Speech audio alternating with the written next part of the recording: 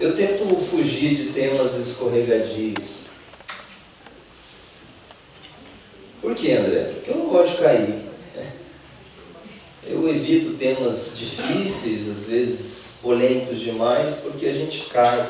Nos que não são escorregadios, a gente já cai. Quanto mais naqueles mais temerosos.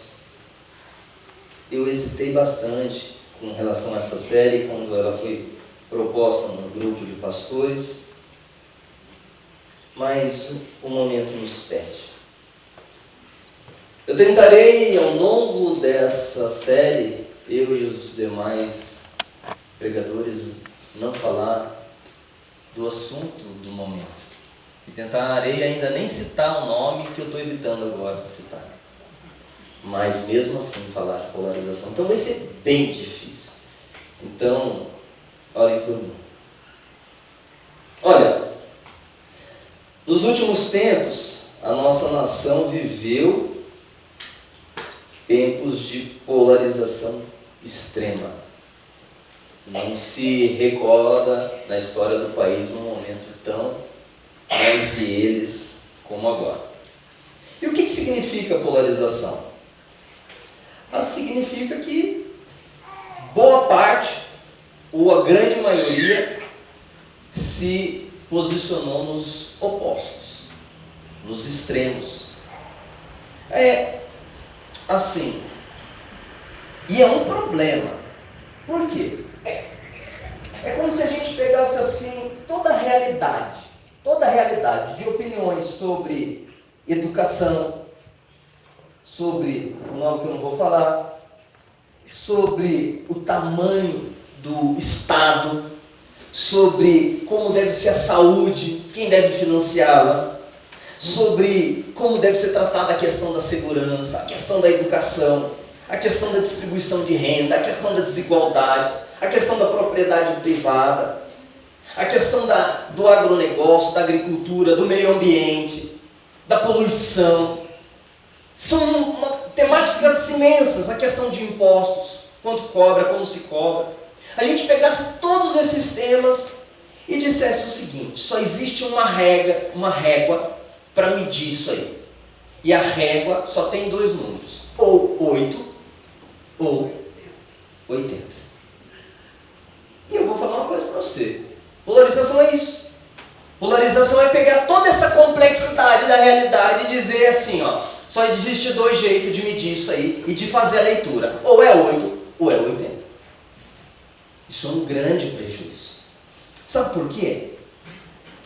Porque assim, a gente sabe que na matemática, entre o 8 e o 80, tem uma dezenas de números. Tem muitas outras opções entre 8 e 80. Muitas outras opções. Só que o problema, e aqui eu trago esse assunto, ele invadiu, ele se potencializou e ele ganhou uma dinâmica convulsiva no ambiente cristão. A ponto que alguns, para legitimar o 880, usam até recursos das escrituras. Eles dizem assim, olha, pastor, está escrito na Bíblia mais ou menos 8 e 80. Eu falo, como que tá? Tá assim, ó, quem não é por nós, é contra nós. É um jeito de dizer a mesma coisa, tá vendo? Eu falo, sério que dá para interpretar? Olha lá. Pastor, André, é o seguinte, ó, a Bíblia diz que você ou é sim, sim, ou é não, não. Passou disso, é procedência maligna. Em outras palavras, ou é 8, ou é 80. Gente, o que essas pessoas estão fazendo ao usar esse texto é usá-los de pretexto. Porque eles não têm relação com defesa no seu contexto, com 8 ou 80. As escrituras, elas problematizam a vida e até enaltecem a pluralidade. Em uma série de questões, de fato, não há muito cinza. Não há muito cinza em algumas questões. Algumas questões nas escrituras são preto e branco. Mas até para essas que existe o preto e branco, ou em outras palavras, que eu estou usando aqui o 8 ou 80, ainda assim tem a exceção da regra. mentira. Inclusive a mentira. A mentira é proibida nas Escrituras. As Escrituras condenam um mandamento, não dirás falso testemunho. As Escrituras vão falar que na mentira ela procede do maligno. No entanto, as Escrituras, Alex, as Escrituras falam de uma mulher que mentiu. O nome dela é Raabe. E a Raabe, quando mentiu, ela mentiu para proteger o grupo de servos de Deus que tinham ido espionar a terrível e diabólica Jericó. E nessa postura de crer que aquele povo que estava chegando a Jericó era o povo de Deus e que Deus estava com ele, por isso ela deveria protegê-los. Ela, para protegê-los, pensa bem, cuidado com isso aqui que eu vou falar, porque não é para usar a seu favor, tá? Quando chegaram e falaram assim, cadê os espiões? Ela falou, hã? Espiões? Que espiões? Ah, já foram. E na verdade ela tinha ajudado a escondê-los. Mentiu. E curiosamente, não sei se você sabe, mas quando a gente começa a caminhar na ascendência do Messias, sabe que lá na frente vai aparecer como umas da do Messias? Viu? Não. A mentirosa. Está percebendo? O assunto mentira. Mentira pode ou é não? Verdade ou mentira? É assim. Mas até nesse 880, tem um 35 ali. Tem uma exceção. O que eu estou querendo mostrar é que as Escrituras oferecem para a gente uma concepção da multiplicidade, da pluralidade de realidade, da necessidade de muitas perspectivas diante de determinado fato, em razão das nossas limitações. Eu vou oferecer mais uma situação. As Escrituras dizem assim que os cristãos, uma da analogia que é utilizada, Jenny, para explicar como que a igreja se constitui, a igreja é o corpo de Cristo. E é interessante quando as Escrituras usam esse termo, ela fala assim, que no corpo, para legitimar que todos os membros desse corpo têm o seu papel, ela fala assim, tem um que é um dedinho, tem um que é o braço, tem um que é o pé. E daí ela usa esse recurso para dizer assim, que o membro do dedinho não é igual à boca, mas a boca não pode desprezar o dedinho, porque dentro da realidade do corpo, que é diferente, tem um dedo, tem uma boca, tem um nariz, todos os membros têm o seu papel de importância. Eis aí as Escrituras fazendo emergir mais um princípio de pluralidade, de diversidade. Quer ver uma outra realidade? Para mostrar a união, não uniformidade, a união, a unidade entre os cristãos, as Escrituras dizem assim, que em Cristo não há mais divisão entre gentios e judeus, gregos, bárbaros e livres, não tem mais distinção entre homem e mulher, entre aqueles que podem e outros que não podem. Ela está dizendo em outras palavras que em Cristo nós somos um, sem desprezar a diversidade. Em um outro momento as Escrituras, para falar exatamente do mesmo princípio, ela vai falar assim, ó, na multidão de conselhos, há o quê? Para dizer assim, peraí, não, ou é assim ou é assado na hora que você tomar uma decisão. As Escrituras falam, não toma só um conselho, de um ponto de vista. Não, pegue vários pontos de vista diversos. E a sabedoria vai estar em aproximar. Então, não é só ou 8 ou 80, é 8, 79, 8, 9, vão aproximando. E na mistura disso aqui tem chance de sair algo mais adequado. Esse princípio está nas Escrituras. Gente, perfeito. Agora, a gente vai ler uma carta. E nessa carta, tem situações polarizadas nessa carta. Tem uma polarização. A gente vai ler a carta de Filemão e daqui a pouco eu abro o texto para vocês. Mas assim, de um lado nessa carta, tem um escravo. Um extremo oposto. Do outro lado tem um senhor dos escravos. Aqui o fraco e aqui o forte. Está polarizado a relação nessa carta aqui. Esse escravo, a gente não sabe se de repente foi uma pessoa que contraiu dívidas, administrou mal o seu dinheiro, fez estripulias e mais ou menos como o filho pródigo, precisou se vender porque estava passando fome e vendeu a si mesmo como escravo, porque tinha esse componente. Às vezes a gente fala de escravos na Bíblia, algumas pessoas com a lente do século XXI lê, como assim na Bíblia tem escravo? Daí ela já pensa na escravatura brasileira, composta pelos negros. Não. Existem muitos outros tipos de escravidão. E algumas no mundo antigo eram compostas às vezes por duas batalhas entre dois exércitos muito terríveis, e de repente esse exército muito forte dominou aqueles que não eram um monte de coitadinhos, era um monte de gente bravas, terríveis, querendo disputar um determinado espaço. O exército vencedor se apoderou daquelas pessoas, matou vários guerreiros e algumas pessoas sobraram. O que eles fazem com essas pessoas? Escravizam.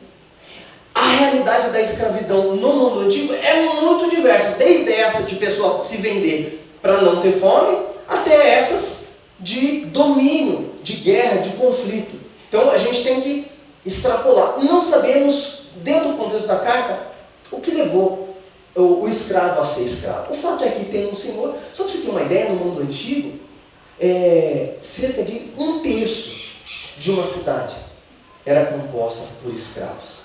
Pra você ter uma ideia. Então, a gente vai para essa história e eu vou falar para você o seguinte. Dentro dessa polarização, de um lado, tem alguém que foi prejudicado pelo seu escravo. De um outro, tem um escravo que causou um senhor de um dano e fugiu do seu senhor. De um lado tem alguém pobre, do outro lado tem alguém rico. De um lado tem alguém com influência, e até líder de uma igreja cristã. De outro tem alguém que está fugindo, porque se for pego, o império vai atribuí-lo determinada penalidade. É diante desse fato, e olha só, essa situação toda chega para o apóstolo Paulo. A gente vai ler o texto bíblico da carta de Filemão, e eu fiquei tentando imaginar como que essa história desenrolou. E eu vou falar algumas coisas aqui que não estão na Bíblia, tá? Mas a gente tem uma certa liberdade, e você também tem essa liberdade imaginativa, sem ferir as Escrituras, em conceber uma situação que pode ser possível. O que eu imaginei? Eu imaginei que esse escravo Onésimo, ele ganhou e gozou de muita liberdade na própria vida de escravo com o seu senhor, a ponto de ser alguém um pouco parecido com José, assim, sabe? O seu senhor foi dando para ele muitas responsabilidades, confiança, e colocou até recursos para ele administrar. E dentro desses recursos, dessa administração, ele foi fazer até viagens em nome do Senhor, até que ele percebeu uma oportunidade enorme. E naquela oportunidade ele ficou naquela tentação, poxa vida, se eu descer um pouquinho para o litoral, pegar um navio, com esse recurso do meu senhor aqui, eu posso viajar para Roma. É a capital. Lá vai ter tanta gente, eu posso me esconder lá e nem descobrirem que eu sou um escravo fugitivo. E aí com esse recurso aqui eu posso encaminhar minha vida. Mas esse senhor fez tanta coisa boa para mim. Mas não dá mais para viver essa vida. Eu vou levar esse dinheiro dele e vou dar um jeito. E essa história e essa ideia pegou o coração dele, e eu fico imaginando que de algum jeito ele foi parar em Roma. Só que o pessoal em Roma, tinha muita gente em Roma, uma delas era Paulo, mas os missionários que caminhavam com Paulo, exemplo de Lucas, Marcos, estavam em Roma também, e Paulo estava morando numa casa que era um tipo de prisão domiciliar. Os soldados romanos ficavam na porta, mas ele podia evangelizar, ensinar o evangelho, pregar o evangelho, e colocar Lucas, dar panfletinho com Lucas, distribuir folheto em Roma, e evangelizar em Roma, né? Pegar uma caixa de som, ficar pregando em Roma, ou ir para a cafeteria em Roma e tentar tocar as pessoas. E em uma dessas, ele se encontrou com quem? O Lucas, talvez, o Marcos, talvez se encontrou com o Onésimo e falou para ele da liberdade em Cristo. E ele começou a contar para ele de que em Cristo Jesus podia ser livre. E ele começou a ficar preocupado, como ser livre? Eu já sou livre, eu fugi. O Filemão não está mais nas minhas costas. Ele falou, não, a liberdade que eu estou te falando não é a liberdade que o dinheiro pode dar. Não é a liberdade que o Estado pode dar. Não é a liberdade que uma situação de limitação da existência pode dar. A libertação é a libertação que só Jesus Cristo pode dar. É a libertação do coração que agora pode adorar a Deus, pode conhecer a Deus. Ou a libertação da escravidão dos seus próprios pecados, dos seus crimes, do seu medo, da necessidade de ter uma identidade do livre sendo que livre só Jesus pode. E aquela história mexeu com ele, a tal ponto dele se entregar para Jesus. E ele quer saber mais, e o Lucas falou, ó, eu tenho que te apresentar para um pastorzão aí. Que pastorzão? O Paulo. Vamos lá na casa dele, vamos lá tomar um café, ele vai gostar de tomar um café contigo. Dá-lhe Onésimo ir para a casa de Paulo, e conversa com Paulo, e aprende das Escrituras, e conta um pouquinho só da história, não conta toda, né? Porque ele sabia que o senhor dele, o Filemão, era cristão também. Quem sabe esses rapazes aí conhecem o Filemão lá de Colossos. Não vou falar muito da minha história, porque senão vai que eles me entregam para Roma, eu sou preso, sou mandado de volta, eu não tenho dinheiro para... E dá-lhe. Mas o Senhor Jesus está quebrantando o coração dele, até que ele não aguenta mais e chega um momento que ele fala para Paulo, Paulo, eu preciso te contar uma coisa, eu não aguento mais segurar isso para mim. O que é, Onésimo? É que na verdade assim, eu não contei toda a minha história.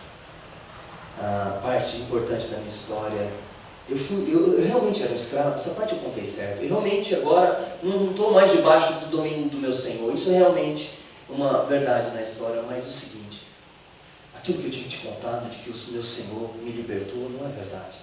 Eu fugi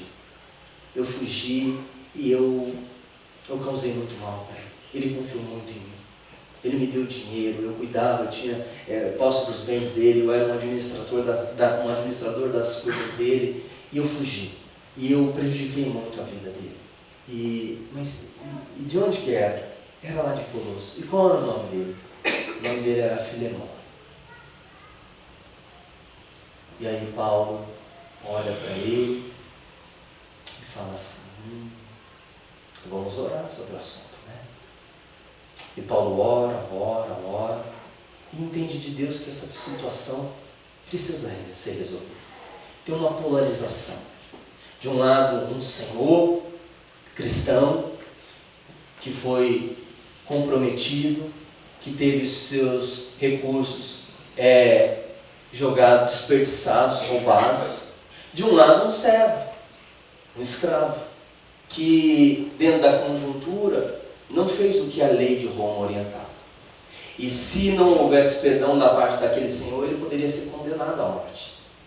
E agora? Senhor, o que eu faço? Eu fico imaginando o drama. A vida pastoral às vezes coloca a gente nesses dilemas. E Paulo pensando, o que eu vou fazer? Porque se eu encaminhar ele de novo, eu vou encaminhar ele para a escravidão novamente. Eu vou encaminhar ele sendo que agora em Cristo Jesus todos são livres. O que eu devo fazer?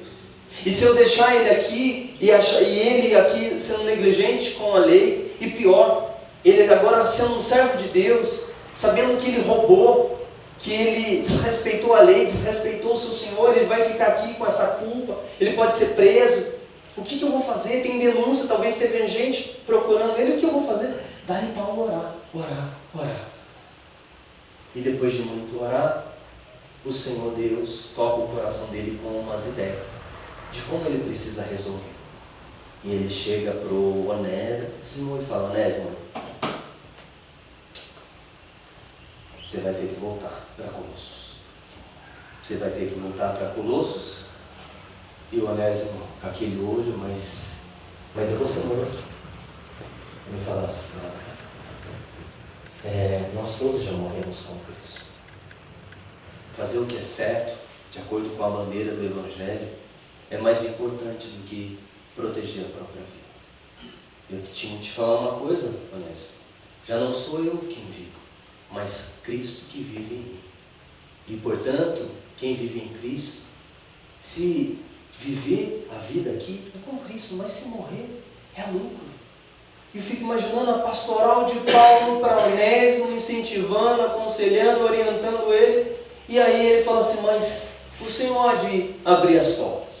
O Senhor há de encaminhar. O Senhor há de resolver essa situação. Você vai.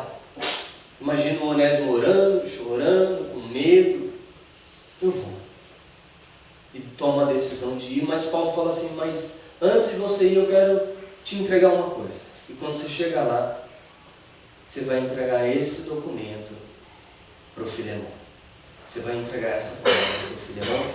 E a gente vai ler agora essa palavra que o apóstolo Paulo entregou para o Onésimo.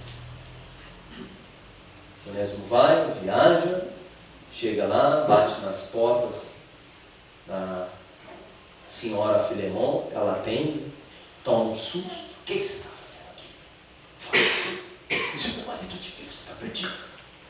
Não, eu tenho que falar com ele. Eu tenho que falar com ele. Mas entrega isso aqui primeiro, para ele, para ver se ele vai querer me ver. Ela pega o documento, entrega, imagina aquele homem abrindo a carta, o documento, e lembra. Paulo, prisioneiro de Cristo Jesus, e o irmão Timóteo, ao amado Filemon, que é também nosso colaborador. A igreja que se reúne em sua casa, a irmã Áfia e a Arquipo, nosso companheiro de luta. Que a graça e a paz de Deus, nosso Pai e do Senhor Jesus Cristo estejam com vocês. Eu dou graças ao meu Deus, lembrando sempre de você nas minhas orações, porque tenho ouvido falar da fé que você tem no Senhor Jesus e do seu amor por todos os santos. Eu oro para que a comunhão da sua fé se torne eficaz no pleno conhecimento de todo o bem que há em nós para com Cristo. Pois, irmão, o seu amor me trouxe grande alegria e consolo, visto que o coração dos santos tem sido reanimado por você. Pois bem,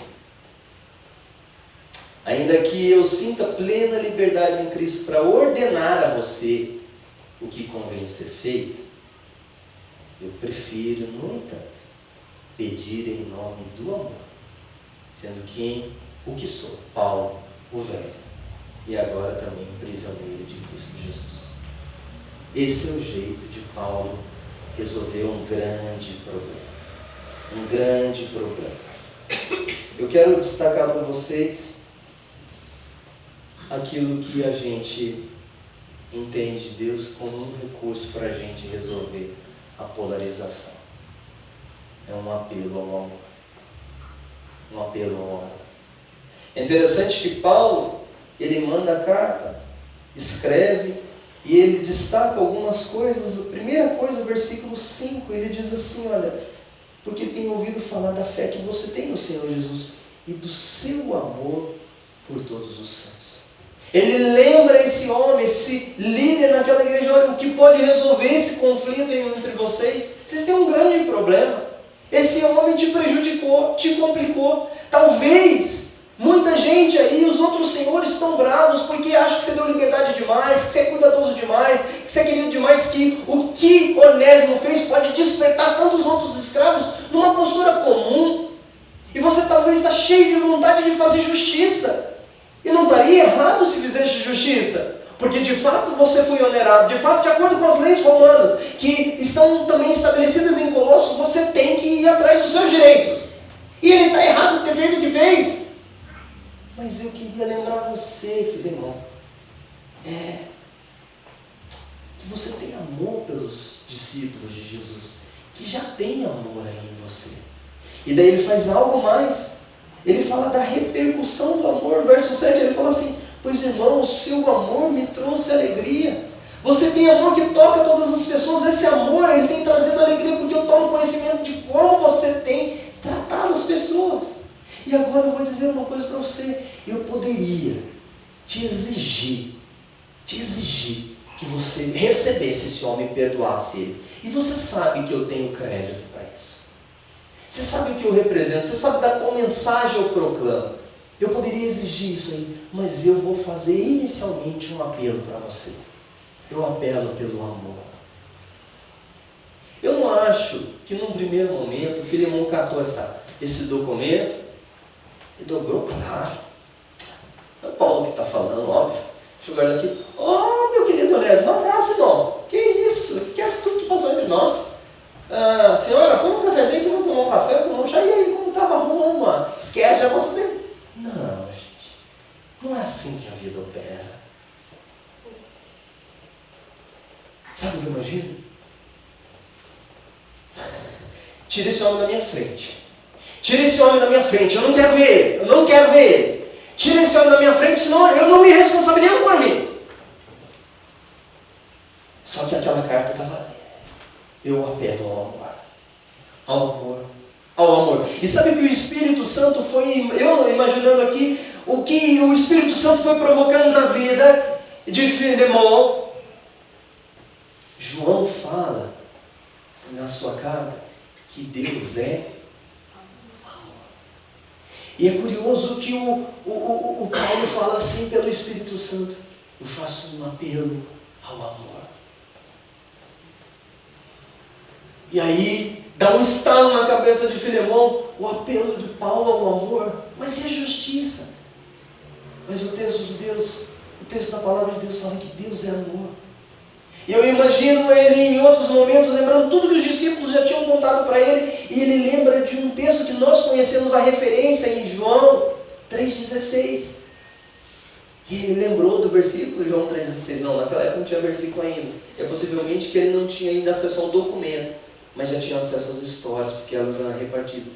Porque Deus amou o mundo de tal maneira que não ficou no extremo com a gente, que não ficou na polarização, que não se distanciou, mas deu o seu Filho para nos unir com Ele. E eu imagino o Filemão desesperado: o que eu faço? O que eu faço? E não conseguindo dormir, até que ele cantou. Foi no culto, na casa dele, né? Daí ele cantou uma canção que dizia: uma família sem qualquer falsidade, vivendo a verdade. E daí ele cantou: eu preciso de ti, querido irmão. Daí ele disse: precioso és para mim. E o coração dele começou a remoer dentro dele: eu não preciso dele, ele não é precioso para mim. Mas daí ele lembrou de uma outra palavra: assim como queres que façam para vocês, façam igual. E daí ele lembrou: eu não sou precioso para Deus? Deus não precisa de mim? Daí ele descobre: não, mas Deus, eu sendo quem eu sou, o pior dos escravos, o pior dos pródigos, aquele que ficou no oposto, aquele que se rebelou, eu recebi amor, eu recebi acolhimento. Ah, Filemão, o que você vai fazer? Gente, cá estamos nós no Brasil. Talvez você ache muitos motivos para ficar longe desse povo aí, sabe? Daqueles lá que estão lá. Talvez você esteja do lado de cá e tenha todos os motivos para ficar longe deles, que eles estão lá. Eu faço um apelo ao amor. Receba eles. Receba eles. Não precisamos concordar com eles. Não precisamos achar que eles estão certos em tudo. Não precisamos mesmo, mas essas matérias, elas não são de vida ou morte. Talvez o nosso grande desafio nesse momento da história é perceber assim: olha, há motivos para a gente não comungar com alguns, sim, mas as Escrituras, ela tem um jeito todo maravilhoso da gente tratar o inimigo. Deixa eu falar uma coisa para você, para a gente encerrar. Glória a Deus, 7h56. Olha, estão errados, né? Eles pensam errados, né? Aquilo que você aprendeu, aquilo que você entende como a realidade, o que devia ser certo agora, nesse período tão conturbado do nosso país. Você sabe que tem coisa que está errada, que não podia ser desse jeito. E eles pensam desse jeito como pode.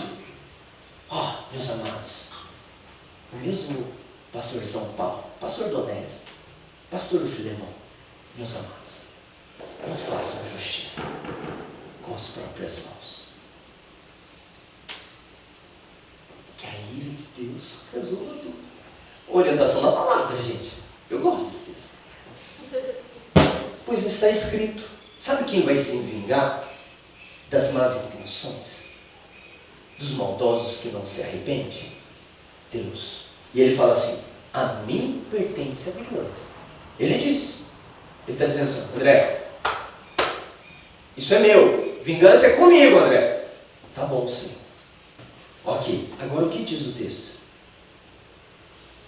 Façam o contrário. Quer fazer maldade para eles que estão lá? Quer ver que as Escrituras ensinam como você tratar ele? Fala assim, se o seu inimigo, eles, tiver fome, dele de comer. Se eles tiver sede, dele de beber. Porque fazendo isso, você amontoa brasas vivas sobre ele. O nosso jeito não é condenação. O nosso jeito não é tripudiar. O nosso jeito não é desprezar. O nosso jeito é abraçar. Um apelo no amor. Sabe?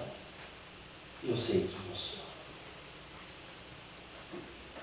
Eu fiz tanta meleca na minha vida que se Deus está naquele extremo, eu estou lá no outro.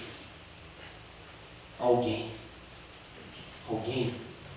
foi para uma cruz terrível, sofreu uma condenação injusta, foi muito mal interpretado, para que os extremos, eu e Deus, pudessem se aproximar de nós.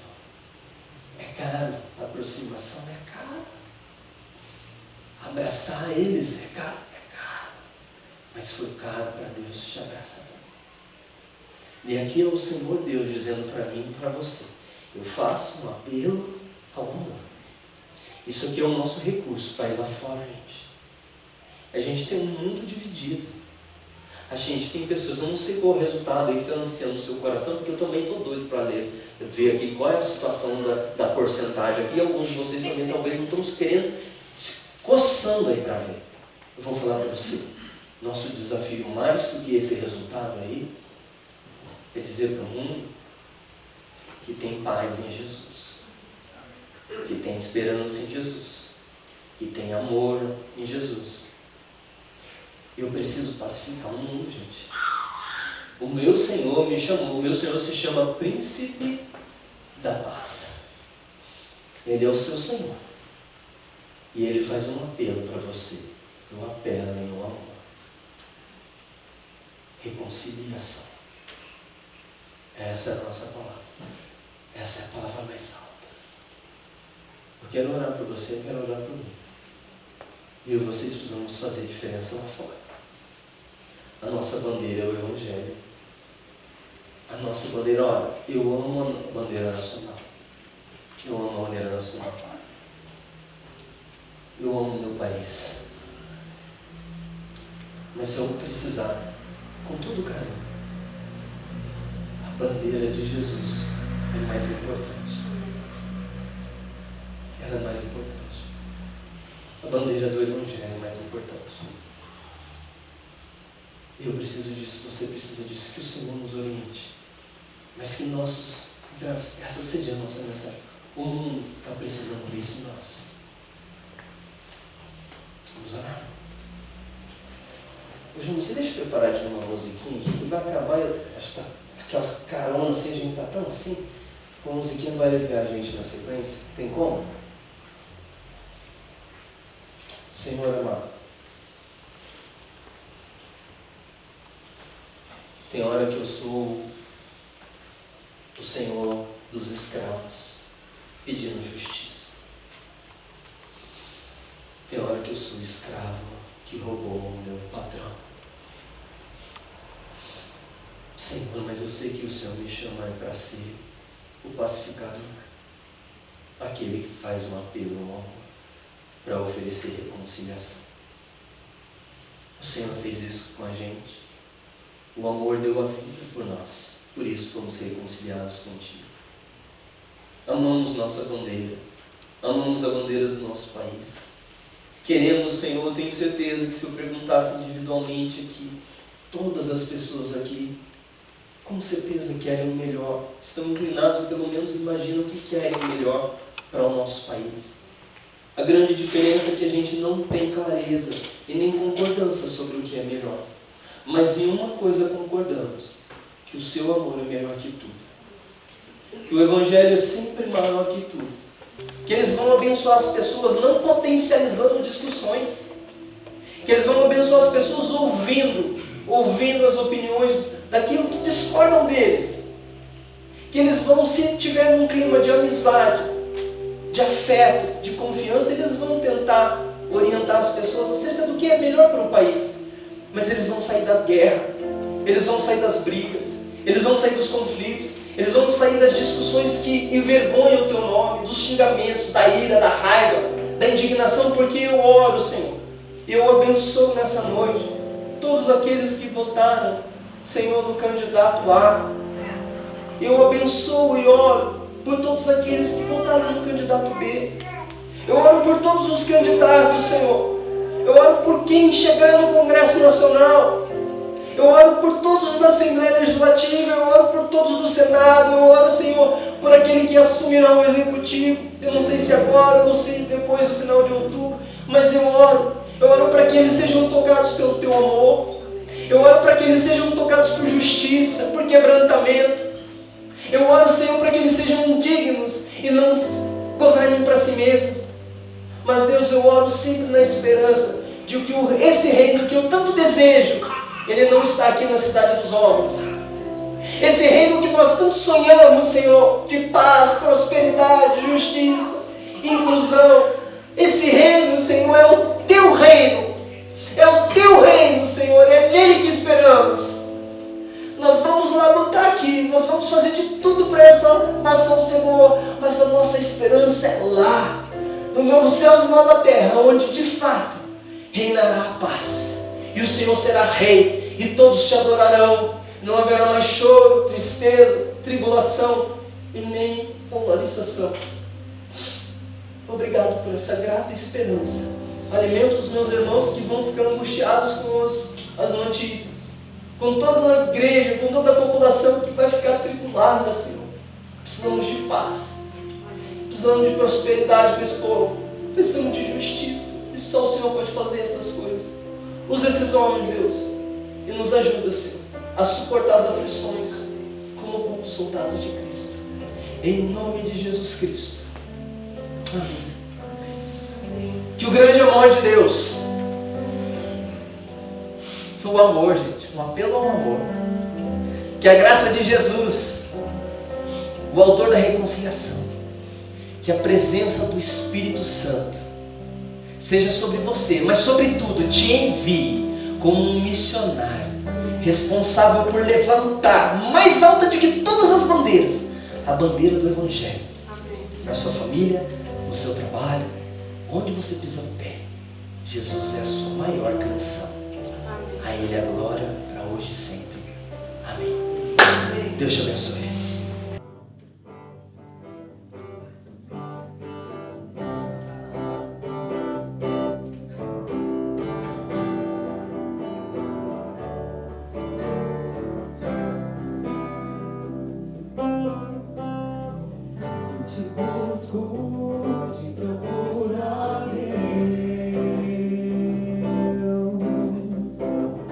Silêncio do